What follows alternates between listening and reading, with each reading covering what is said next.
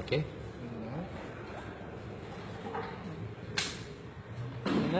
நான் இப்ப சொல்லக்கூடிய இந்த மகா மந்திரம் எல்லா வெற்றிக்கும், எல்லா தோஷங்களை நிவர்த்தி பண்ணவும், எத்தனை ஜென்மத்தில் ஏற்பட்ட பாதிப்புகளை கர்மாவை போக்கக்கூடியதும், எல்லா செய்வினைகள் பிறச்சிருந்து நீக்கக்கூடியது, சகல வெற்றியை தரக்கூடிய அகத்தியரின் மகாமந்திரம்.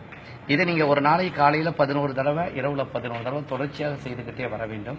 உங்க உடம்புல அகத்தியரை நினைச்சுக்கிட்டு சொல்லலாம், அல்லது வெள்ள ஒளியை நினைச்சுக்கிட்டு சொல்லலாம், அல்லது வெள்ள ஒளியை நினைச்சுக்கிட்டு அதுக்குள்ள அகத்தியரை நினைச்சுக்கிட்டு சொல்லலாம், சும்மாவும் சொல்லலாம்.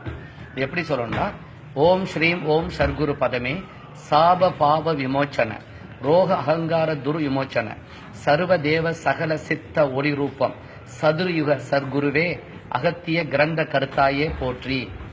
மீண்டும் சொல்கிறேன்.